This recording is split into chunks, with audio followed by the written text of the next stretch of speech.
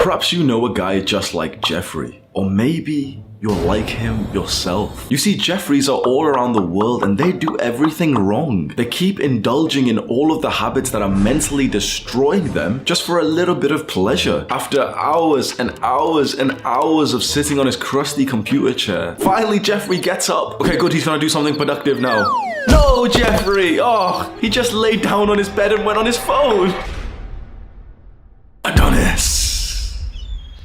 Only a select few men on the entire planet are like Adonis. Disciplined with a student mindset, present and grateful and a leader. How do you think he got this way? Do you think that Adonis indulged in the same habits that Jeffrey did? Of course not. Now Adonis has made some mistakes, but he overcame them. Once he knew that a habit wasn't good for him, he vowed to stop. And that is how he became so great. Do you have bad habits? In this video, we're going to break down the worst ones that you could have, and I want you to do something. I want you to count how many of the 5 that we're going to discuss today that you currently are overindulging in. The first and worst habit by far is porn. Now, I don't want to make this another basic self-improvement video where we just talk about porn, but holy fuck, it is literally the worst thing that you can be doing as a young man. Watching porn and masturbating literally means that you're castrating yourself. If you've ever seen what happens when a family buys a pet, like a cat or a dog, and that cat's like really adventurous, isn't it? If it's a male, it's like really adventurous, really like territorial. And then what does that family do once they have this pet? They neuter it. They castrate it. In simple terms, they chop off its balls. It stops its testosterone production, and suddenly that adventurous, feisty, territorial cat becomes docile, weak, lazy, lethargic. And that is what we're doing to ourselves when we overindulge in things like porn. Now, you already know about almost all of the negatives of porn, so I don't want to just repeat them, but there is a huge negative that most YouTubers never actually speak about because it's going to get kind of like vulgar. And it's the issue that watching porn destroys your understanding and capability to actually sleep with a girl properly. Porn gave me small dick anxiety. Like, I started watching it when I was 13, 14 years old, and I hadn't hit puberty yet. So my dick, it wasn't big, you know, you were like essentially still a child at this point, you know, I hadn't hit puberty. I remember watching it with these big fucking like logs that these porn stars had. And I honestly, like,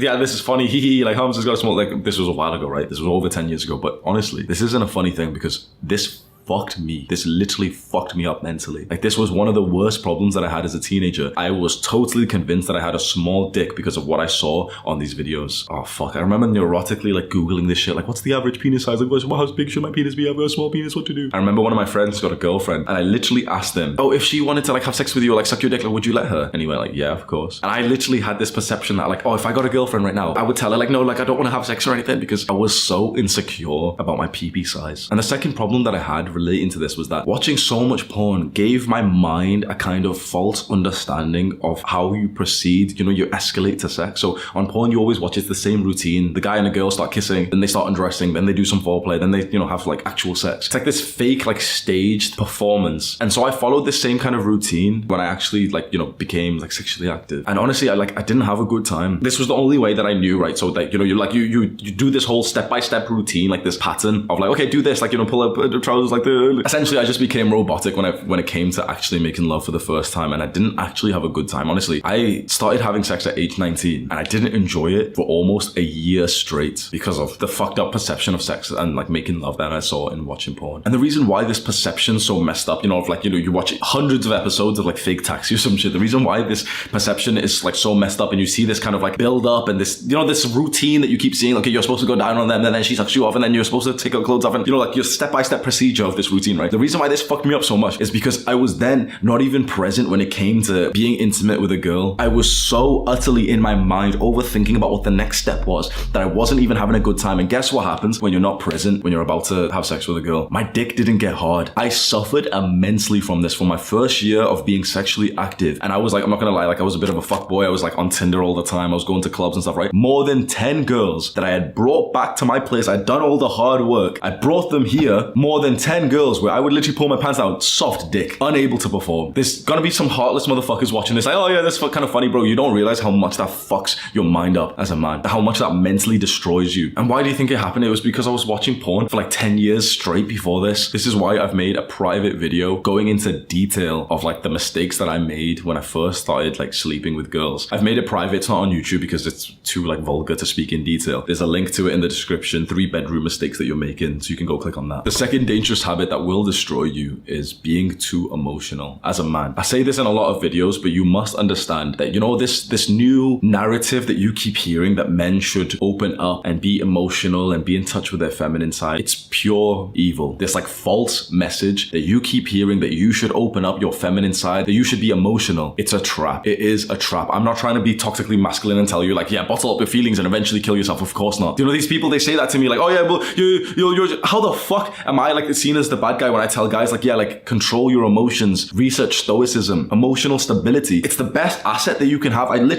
live streaming right now. I literally just told all the boys what happened when our business suffered like this huge like problem. We lost half of our income instantly because of a different company called Skillshare that called us like toxically masculine. They cancelled us £25,000 a month. They took that away from us and they wanted me to be emotional. They wanted me to beg and plead like, please, can I just have the money, please? With stoicism, with emotional control, I navigated that situation and we prospered from that moment. They don't want you to be like this. I don't understand why. I don't understand why your own country and your own people want you to be weak. Emotional men are weak. Now, this does not mean you should bottle up your feelings till eventually the point that you can't hold anymore. There is one person that you can be emotional to, and that is your chosen brother. I don't necessarily mean your blood brother, like, you know, who was born from your parents. I mean another man that you have chosen to grow with, who you utterly trust. There's a metric, like a question to ask yourself. I got from the YouTuber and entrepreneur Alex Hamosi, to ask yourself if this is a real friend. It's a weird example, but and hopefully it doesn't sound like offensive, but this was what this entrepreneur said. If you were Jewish, and this was back in the Holocaust, would this guy that you consider your friend, your brother, would he hide you from the Nazis, knowing that he would also be killed if he like was found out? That's the metric that my best friend, my brother Sam, has like asked himself about me. Like, if he was Jewish and the Nazis were coming to try and find him, would I hide him? Yes. That's the kind of metric that you'll know that, oh fuck, okay, this is like a guy that I can trust. That's the guy that you can be emotional to. That's the guy that you can cry in front of. That's the guy that you could open up with. The evil propaganda that's being spread to young men these days and telling you to open up to your girlfriends. People don't realize how fucking evil that is, bro. And I seem like a bad guy for saying this. I seem really toxically masculine for telling you not to open up, bro. If you open up to your girlfriend, her sexual attraction to you is going to be lost, because if she is a feminine woman, and we can't blame her for this, but if she is feminine, she cannot be attracted to a masculine man who has just suddenly lost frame and become feminine. If she's a feminine woman, right? If she's really masculine and she's very dominant herself, then she expects you to be weak and feminine. Okay, fine. But if she's a feminine woman and you're a masculine man, by you losing frame, by you getting emotional, you have shown that you are weak. Feminine women are only attracted to men who are like stoic, cold rocks, even though they don't want to admit this. Now, a lot of women will tell you, oh, I'm not attracted to this. I love it when my partner opens up. That woman's probably a lot more masculine, and we might not be attracted to a girl like that. There is an agenda here. You know the people I'm talking about, those kinds of people, the skinny neck kind of like low testosterone kind of people, right? Men and women. They're against people like us, and especially like me, you know, who's got like this platform for telling you to not be emotional, because they will say that me telling you to be stoic is toxic masculinity and it's patriarchal and it leads to suicides. That's what they say, right? But they don't realize that the rise of this message of telling men to open up perfectly correlates with the rise of male suicides. Less men killed themselves when we were masculine. Less men killed themselves before we were told this message of opening up and being feminine. You know why so many fucking guys are killing themselves?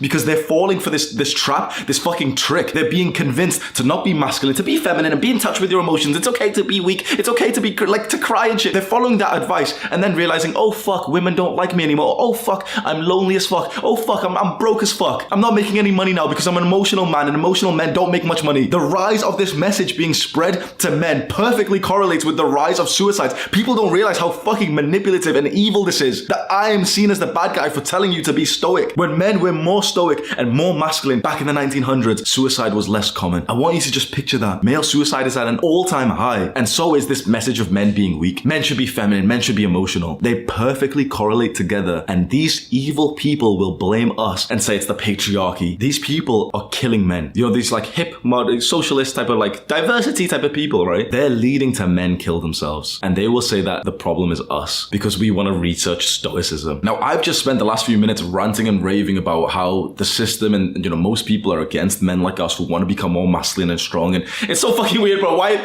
Look what I've just done. I was just about to say, it's so weird. Like, why are they against us? You know, we just want to be masculine. So do you know what this third habit that we're going to discuss is? Being a victim and complaining. It's so easy for us right now to think, yeah, the world's against us and like, yeah, life's so hard, guys. Did you want an easy life, bro? Of course you didn't. Because, I mean, the opportunity for an easy life is right here, isn't it? Go scroll on TikTok, bro. If you're watching this video, you don't want an easy life. Following on from that, you must understand that you can't have this identity of a victim. When some shit happens to us, like what's happening here, I told you about that story of like the company Skillshare destroying in like half of our income, and it's a whole story. Like there's a community post on our channel that you can go and see if you want. We could have been the victim here. We could have seen ourselves as like, oh, you know, poor us, like woe is me. That wouldn't have helped us. Because the thing is, not only does it help you, but quite frankly, yeah, you can say this is toxically masculine, but quite frankly, bro, men who have this victim mentality, they're pussies. They're not helpful at all. I sound fucking horrible because this is so against the modern day, but like, bro, men who have this victim, feminine, weak, emotional mentality, there's no good to having them around. As a man, like your only value comes in your strength. It's it. That's it. As a woman, you know, like we don't expect most women to be strong. If the women want to be masculine and disciplined and, you know, climb up the career hierarchy, okay, fine, nice. A weak woman isn't seen as a bad thing, is it? If a woman is weak physically and, you know,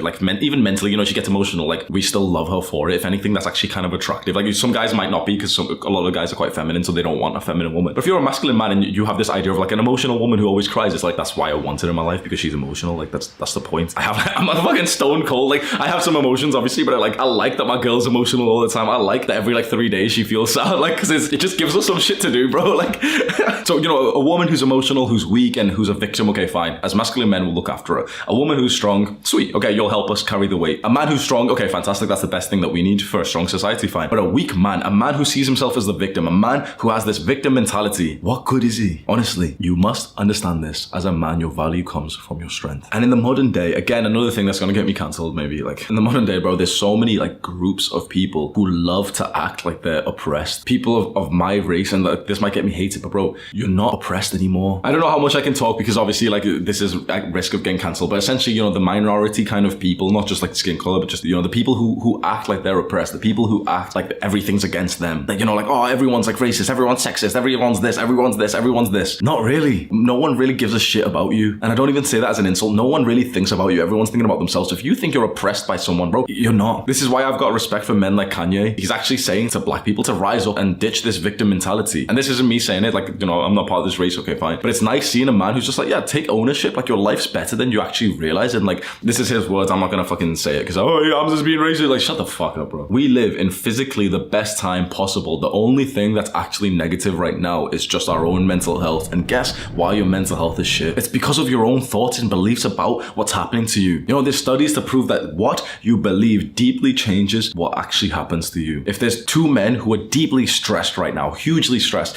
but one of them likes the stress, like he has this belief, like, yeah, like stress is good. Like, it really helps me. Like, you know, I really do good work when I'm stressed. And the other one's like, oh, I'm stressed. Stress leads to early death, and stress leads to bad health. You do realize the effect of stress will actually change depending on what these men believe about that. The effect of any kind of oppression or problem that you're going through is only based on your own beliefs about the thing. Like, no one will believe this. You choose if you want to experience suffering. Most men are too emotional to have this like victim mindset where they think that this is like toxic or some shit. You choose how you feel about anything. As a man, that's one of our greatest treasures. It's our greatest strength. We can choose to feel angry. If you're constantly overstimulating yourself, you don't have this superpower. But when you spend a week away from technology, you can choose what you want to feel. I can literally turn on my anger right now and I can turn it off. I can choose what I want to feel. So why choose to be a victim? Why choose to like pretend like your power's been stripped away from you? It's our greatest superpower. It's just choosing your own feelings. You need to like, there's some prerequisites to this. You have to meditate for a couple of weeks. Okay, fine. It's like 1 hour of time over a couple of weeks. You have to take a step back from anything that's fucking up your attention span, like TikTok and stuff. Okay, fine. But after that, like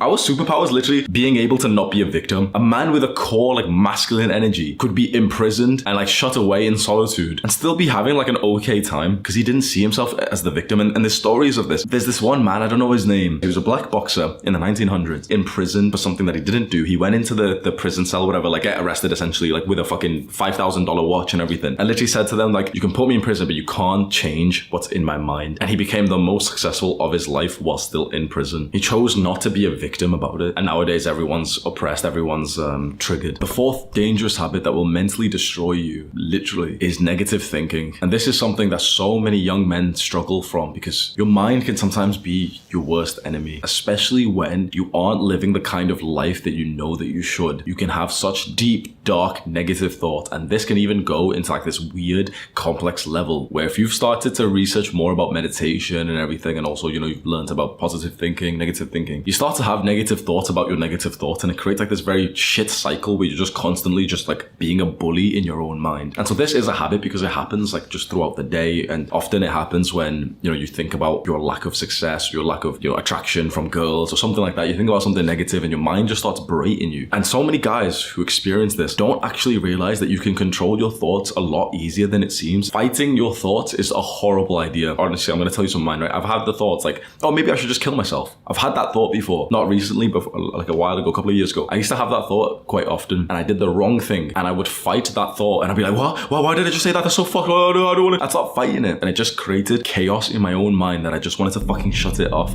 and that's why I numbed myself with weed, porn, video games, and junk food, and I just wanted to overindulge in shit to not think about that. What I should have done at the time was more so just observe the thought and realize that my thought wasn't me. That me thinking this weird thought of like considering suicide, it wasn't me talking, and just see it more as like a cloud that's passing through the sky. The thought's gonna appear and go away just like a cloud is. And when you meditate, you start to understand that like thoughts are not a reflection of who you are. They're simply like some just random shit that just like happens in your mind. And the skill of meditation is observing the thought and realizing that the thought is an entity by itself. It's not you. You're the person who watches the clouds. You're the person who hears the thought. You're not the thought. You're the person who hears the thought. And so next time when you get like this kind of negative thought barrage, like this bully thoughts in your mind which just make you feel shit about yourself, don't fight them. Don't argue against those thoughts. Don't try and convince them that they're untrue. Observe them like a cloud appearing and going away, and just think to yourself that, yep, in this period of your life, a lot of clouds are going to be shaped like this, and that's okay because it happens. But if you keep staying on your self-improvement and eventually you build up so many things that you're proud of, you're going to realize that all of the clouds that start to appear naturally in your own brain start to become so much more positive. When you've built so much more like muscle and you've lost fat and you actually look physically good, like, you look like you're an athlete, you look in shape, you've been going to the gym, you can't help but like just get like an awesome, like almost a cringe positive thought in your mind, like, yeah, like I'm a beast. It's kind of cringe, but like it's a lot nicer to hear than, yeah, you should kill yourself. And then you work really, really hard, you study really hard, and you get like an awesome grade that your parents are proud of and you're proud of too. Well, in your mind, you're saying like, yes, amazing, yes, yeah, I'm so fucking sick, yes. You can control your thoughts with your actions. And too many guys just feel like the negative thought and they just kind of don't do anything about it, and then the negative thoughts just keep coming. Your thoughts, honestly, are often a little bit of a reflection of where you are in life. If you're doing really shit right now, chances are your thoughts are going to be negative. If you're doing awesome right now, chances are your thoughts are going to be positive. And as long as you know how to control them and observe them, then it won't hurt you the same way that it does for everyone else. And the fifth bad habit that will really mess you up mentally is indecisiveness. Indecisiveness is when you've got a decision to make, like, should you move? Should you break up with this girl? Should you do this? Should you do that? And you often just keep playing around the options in your mind without ever actually coming to a good decision and taking action, which means that your mind gets stuck in this weird loop, like this negative cycle, which is so mentally demanding. Like, you probably know there's a phrase called decision fatigue, and that's when, you've got to make decisions and your mind just gets like kind of weakened by doing that. But when you're indecisive, you're getting decision fatigue like around the clock, and it's literally fatiguing. So I've had this before previously. I remember there was a girl that I was dating that I was indecisive about wanting to break up with her. Like, I wanted to, but I didn't want to go through the breakup feeling and everything. And I carried that relationship on for years. Imagine years of indecisiveness, years of decision fatigue, where almost every single day in your mind you're thinking, should I break up with her or not? Worst period of my life. Indecisiveness it's like a weird habit, isn't it? Because you were probably expecting me to just say like, oh, video games and like normal worldly things, but this is the one that I think is quite unique, and it's something that I've experienced myself. I'm not very good at making decisions generally, like, I want to be better with that, and so often, like, it's really nice that I've got a friend who helps me with this. But indecisiveness will kill your momentum, mess you up mentally, give you decision fatigue and everything. It's not a good thing, man. So how do you solve it? Well, the best strategy to make a decision is to write it all down, and it's so much better. I know this is going to seem weirdly practical, but I promise you it's so much better